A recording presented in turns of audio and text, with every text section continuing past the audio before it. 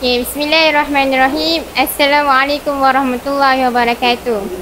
Okay, hari ni kita bersama dengan tetamu jemputan kita, iaitu Tuan Abu Bakar, penghulu Kampung Sentosa, dan juga Puan Melissa, pakar sektor tenaga.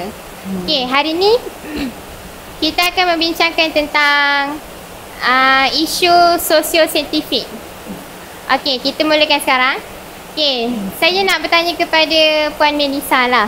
Okay, Puan Melissa, apa yang Puan Melissa faham tentang isu sosio-saintifik ni?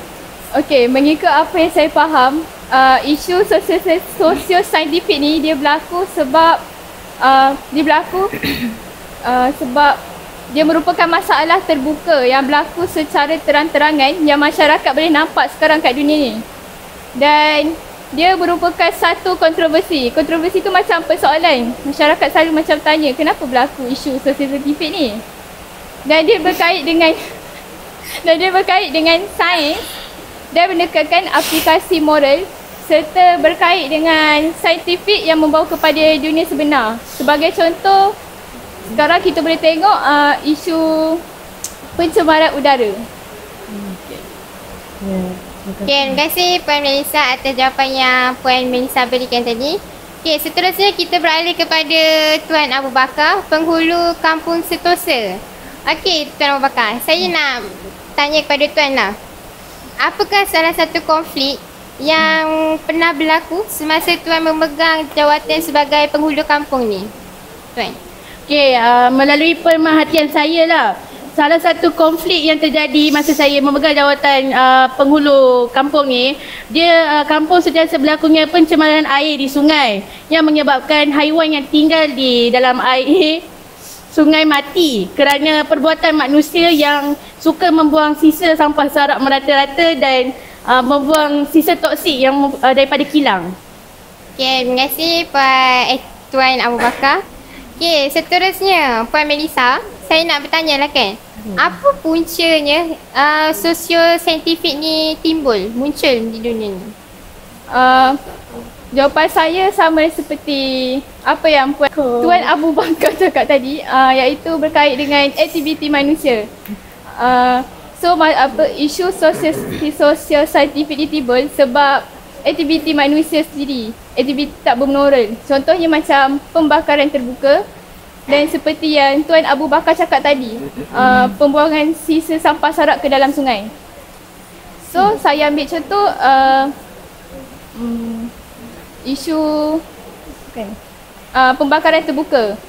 So bila masyarakat dia buat pembakaran terbuka, dia akan asap-asap yang keluar daripada bahan bakar tu, dia merupakan asap yang tak elok. So dia akan menyebabkan berlakunya kesan gas rumah hijau.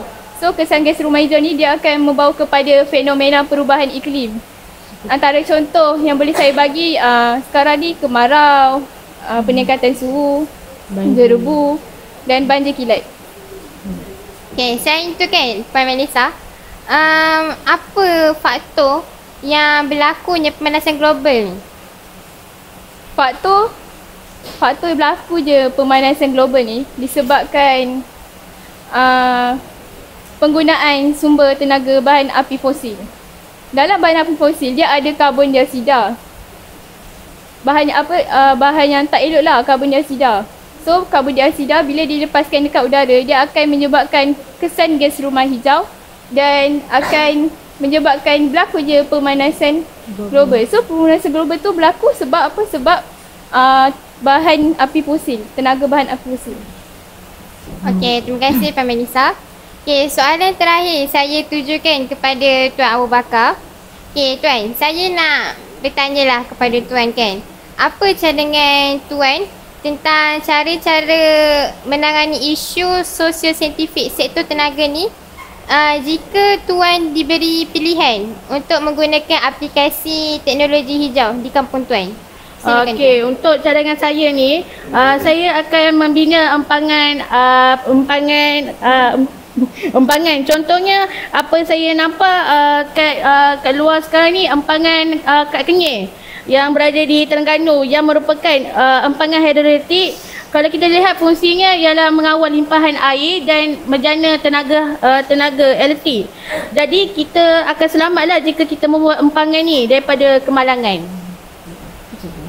Okay, terima kasih Puan Melissa dengan Tuan Abu Bakar. Okay, kesimpulannya kat sini lah. Okay, punca pemanasan global ni ataupun punca-punca lain ni pun berlakunya daripada sifat manusia sendiri. So kita sebagai manusia kenalah muhasabah diri kita, untuk tidak buang sampah rata-rata ke, supaya negara kita ni tidak tercemar dengan benda-benda yang boleh memudaratkan diri kita. Okay, dengan ini saya menamatkanlah podcast sesi perbincangan kita pada hari ini. Sekian, wabillahi taufiq wal hidayah. Assalamualaikum warahmatullahi wabarakatuh.